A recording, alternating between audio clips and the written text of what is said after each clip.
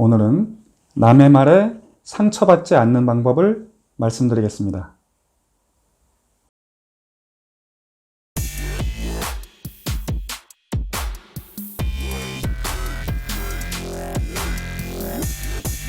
안녕하세요. 평생 몸짱을 추구하는 50대 몸짱입니다.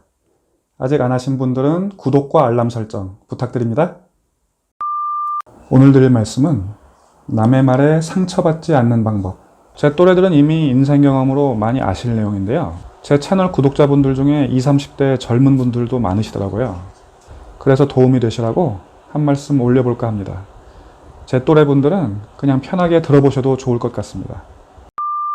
남의 말에 상처받지 않으려면 결국 남의 말을 무시해야 하는데, 그게 말이 쉽지 막상 남의 안 좋은 말을 딱 들으면 기분이 안 좋아지면서 상처가 되는 거잖아요.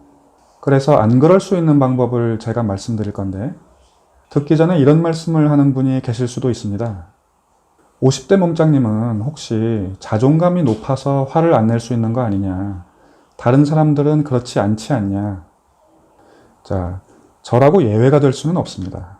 아무래도 유튜버를 하다 보니 저의 밝은 모습 내지는 긍정적인 모습을 보여드릴 때가 많지만, 대부분의 사람들이 그렇듯이 저도 어두운 면이 있고 인생에서 안 좋았던 때가 있었습니다. 제 경우는 제 인생에서 가장 안 좋았던 때가 언제였냐면 많이 있었지만 특히 중학교 때였습니다. 일전에도 잠시 소개해드린 적이 있었죠. 제가 요새는 초등학교라고 하는 국민학교를 졸업하자마자 온 가족이 영국에 가서 살게 되었었는데, 처음에는 외국에 간다고 하니 좋아했었지만 이게 나중에 저한테는 아주 큰 문제가 되어버렸습니다. 왜냐면 요새는 초등학교 때도 영어를 어느 정도 배운다고 알고 있는데, 그 당시는 그런 게 없었기 때문에 제가 영어를 한마디도 모르는 상태에서 영국에 갔다는 겁니다. 그런 상태에서 영국 학교에 떡하니 들어갔으니 이제 결과는 뭐냐면 친구를 전혀 만들 수가 없는 거죠. 당시가 1983년이었는데 그 학교에는 한국 학생은 고사하고 아시아계가 아예 아무도 없었습니다. 전부 다 영국 토종 애들인데 저는 영어를 못하니까 이건 완전히 귀머거리의 벙어리와 다름이 없었죠. 집에서 TV 보고 어쩌고 하다 보니 나이도 어리고 하니까 영어를 비교적 빨리 익히게는 되었습니다. 한 1년 지나니까 어느 정도 말하고 알아들을 수는 있게 되었는데, 문제는 뭐냐면 그 1년 동안 학교 애들하고 사귈 수가 없었다는 거죠. 한 학년 전체가 한 20명 정도밖에 안 되는 작은 학교였는데 1년 동안 서먹서먹하게 지내던 애들이 그대로 학년이 올라가니까 제가 이제 영어를 할 수 있게 되었다고 해서 자, 지금부터 친구 먹기 시작? 이렇게 할 수가 없는 거죠. 전학이라도 갔었다면 얘기가 달랐을 텐데 전학도 안 갔기 때문에 결국 그 20명의 똑같은 애들과 3년 내내 친구로 지낼 수가 없었습니다. 쟤는 그냥 혼자 지내는 중국 아이. 코리아라는 단어는 아예 알지도 못합니다, 걔네들은. 그게 노래하는 밴드 이름인지 먹는 요리 이름인지 아예 그런 단어나 나라의 존재를 알지 못했습니다, 당시에는. 자, 이 얘기는 좀 골치 아프면서도 제 인생에서 아주 중요한 스토리이기 때문에 자세한 얘기는 나중에 별도 영상으로 또 말씀드리기로 하고, 하여간 여기서 제가 얘기하고 싶은 포인트는 그 감수성 예민한 중학교 3년 동안 친구 한 명 없이 지냈다는 거. 여러분들 중에서도 여러 가지 슬픈 스토리를 간직한 분들이 많으시겠지만 제 경험도 상당히 만만치 않은 내용이라고 저는 생각합니다. 왜냐면 그래 보신 분들이 많지 않을 거기 때문에. 여러분들 중학교 때를 한번 생각해 보시죠. 그때 여러분한테 중요한 게 뭐였습니까? 공부였습니까? 운동이었습니까? 가족? 아마도 친구가 가장 중요했을 겁니다. 친구의 말이 가족의 말보다 더 중요했던 때. 친구와의 우정이 가장 중요하고 그게 없으면 왕따. 죽음보다 더 싫은 왕따. 저는 어찌 보면 완벽한 왕따였습니다. 별로 성격에 문제가 있거나 하지 않았음에도 불구하고 상황이 꼬여서 만들어진 왕따였던 거죠. 그러다 보니 혼자인 상황이 너무 싫고 우울하고 하니까 자살 생각도 여러 번 했었습니다. 결과적으로 그때 죽지 않았던 게 지금은 너무 다행이라고 생각하지만 저도 그렇게 괴로운 시절이 있었습니다. 자존감이 바닥이었던 시절이죠. 자, 저도 그런 시절이 있었다. 누구나 자존감이 낮아지는 때가 있다. 이 말씀을 드리려고 다소 길게 제 경험을 말씀드렸고요. 이제 본론으로 들어가서 누가 어떤 말을 했다는 것만으로 상처를 받거나 화를 낼 필요가 없다는 말씀을 드리려고 합니다. 상처를 받는 거에 관한 얘기로 들어가기 전에 그보다 좀 더 큰 개념인 화를 낸다라는 개념을 먼저 얘기해 보려고 합니다. 어떤 사회적인 상황을 제외한 개인적인 관계에서의 말씀입니다. 예를 들어 우리나라가 다른 나라의 침략을 받았다 할지, 어떤 사회적인 정의가 손상을 받았다 할지, 그런 경우에도 화를 안 내면 안 되겠죠. 그럴 때는 반대로 엄청나게 화를 내야 합니다. 엄청 화를 내고 그 문제를 해결하기 위한 노력을 해야 되겠죠. 독립운동을 한달지. 자, 그런 사회적인 상황 말고 개인적인 상황에서는 화를 낼 필요가 없다는 말씀을 드리려고 하는데요. 이 개인적인 상황에서도 또 마찬가지로 화를 내야 하는 예외 상황들이 있죠. 제가 보기엔 크게 두 가지입니다. 첫째는 내가 부당하게 어떤 법률상의 손해를 입었을 때, 즉 법률에서 금하는 행위의 대상이 된 경우입니다. 어떤 폭력을 당했다 할지, 절도를 당했다 할지 이럴 때는 화를 안 낼 수가 없습니다. 물론 문제를 해결하기 위해서 내 감정을 최대한 억누르는 노력을 일부러 전략적으로 할 수는 있겠지만 그건 개인의 전략적인 선택의 문제고 모든 사람들이 이럴 때 화를 내지 말고 그냥 조용히 있어라 할 수는 없습니다. 이럴 때는 분노가 용인되는 경우고요.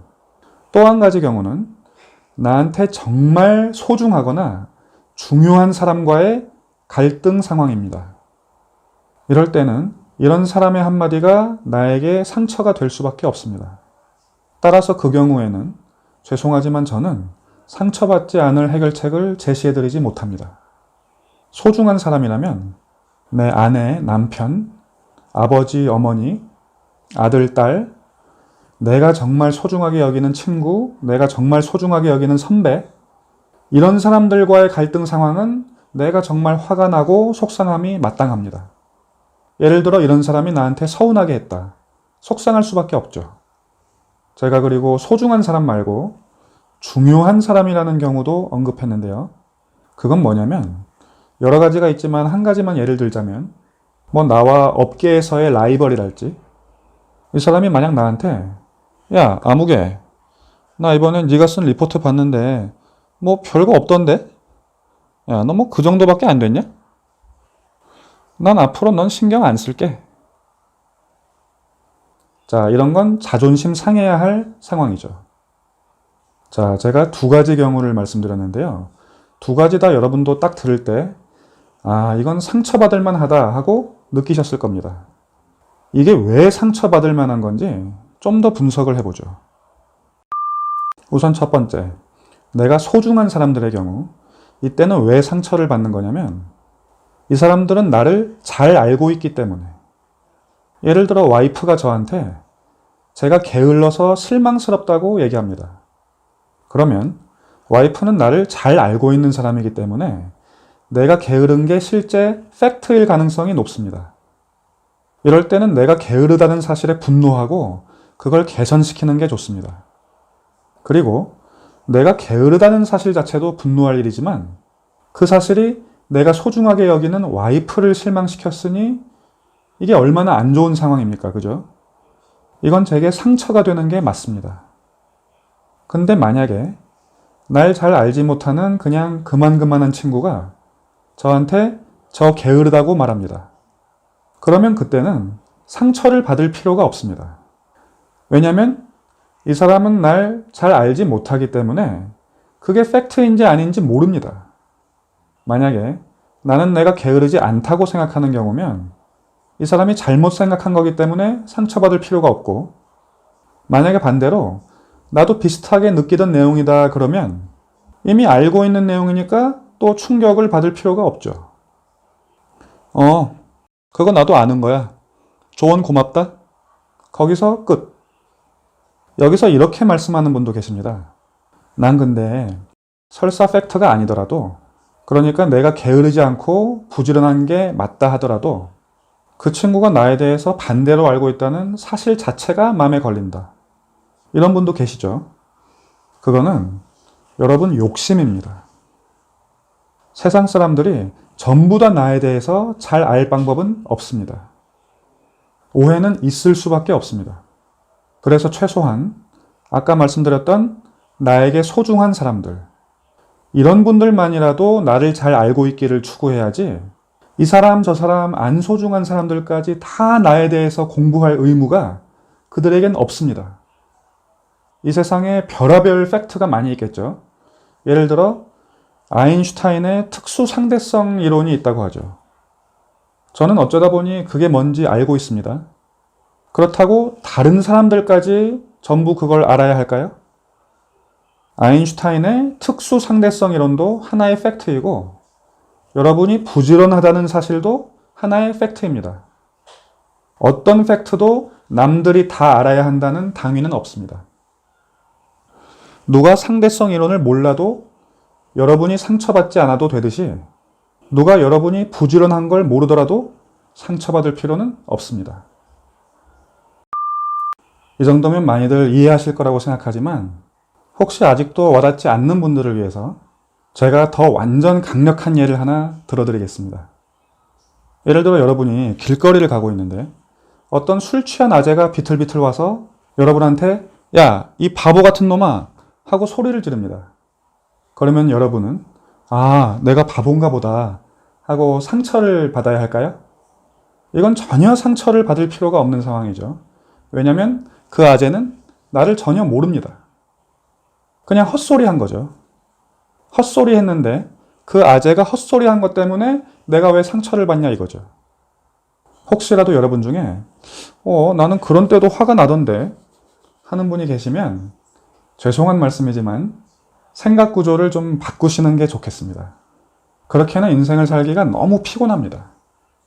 물론 도가 지나쳐서 그렇게 한마디 소리 지르는 정도가 아니라 폭력을 행사한다 할지 그런 식으로 법에 저촉되는 행위를 할 때는 얘기가 다르죠. 그 경우는 법의 처벌을 받아야 되니까 예외라고 아까 저도 이미 말씀을 드렸었고요. 그런 게 아니면 그냥 무시하면 그만인 거죠. 자, 내게 소중한 사람들의 언행만이 내게 의미가 있다. 그런 말씀이었고요. 따라서 나머지 내 인생에서 별로 소중하지 않은 사람들 얘기는 신경 쓰지 말자라는 말씀이었습니다. 두 번째로 소중하지는 않더라도 중요한 사람일 경우, 중요한 사람과의 상황은 나한테 직접적으로 영향이 있을 수 있기 때문에 의미가 있습니다. 영향이라 하면 여러 가지 형태가 있을 수 있지만 예를 들기에는 금전적인 영향이 가장 쉬울 것 같습니다. 그 경우를 한번 예로 들어보겠습니다. 아까 얘기한 제 업계 라이벌의 경우를 한번 보죠. 아까 제 라이벌이 뭐라고 했죠? 제 리포트는 형편없다고 했죠? 자, 만약 그 말대로 만약 내 리포트는 형편없고 제 라이벌 리포트는 훌륭하면 제 리포트는 업계에서 안 먹히고 제 라이벌 것만 먹히면서 저는 가치도 내려가고 연봉도 줄어들고 제 라이벌은 반대로 가치도 올라가고 연봉도 올라가고 연봉이건 보너스건 어떤 금전적인 영향이 있을 수 있는 거죠. 이걸 제가 허허 웃으면서 아, 그런가 보다 해야 할 상황일까요? 그보다는 이왕 제가 하는 일인데 이왕이면 더 잘해서 돈도 더 많이 벌고 하면 좋겠죠? 그래서 이 경우도 화를 낼 만한 어떤 각성이 필요한 상황이라는 겁니다. 자, 그런 게 아니다. 지금 얘가 뭐라고 짓거리고 있는데 얘가 내 인생에서 별로 상관되는 애가 아니다. 그러면 그런 걸 가지고 내가 신경을 쓸 필요가 없다는 겁니다. 그래서 결론은 내게 소중한 사람이거나 내게 중요한 사람이 아니면 뭐라고 하든지 내가 상처를 받을 필요가 없다. 필요에 따라서는 그 소중하지 않고 중요하지 않은 사람을 내 인생에서 지워버려도 됩니다. 굳이 그럴 것까지는 없고 그냥 놔둬도 된다. 그럼 놔둬도 되지만 자꾸 엄한 소리만 하고 도움이 안 된다. 계속 무시하는 것도 귀찮다. 그러면 상대 안 하고 내 인생에서 아웃시키면 됩니다. 여러분이 정말 겉보기에는 너무 좋아 보이는 누구라도 한번 떠올려 보세요. 음악 스타도 좋고 스포츠 스타도 좋고 뛰어난 경영인도 좋고 정치인도 좋고 다 좋습니다. 누굴 떠올려 볼까요? 아리아나 그란데, 호날두, 저커버그, 빌 게이츠? 그 대단해 보이는 그 누구라도 예외 없이 안티는 다 있습니다. 모든 사람의 인기를 얻을 수는 없죠.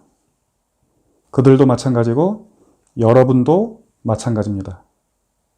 따라서 여러분은 그 모든 사람들의 인기와 이해를 바라는 그 불가능한 꿈을 버리셔야 합니다.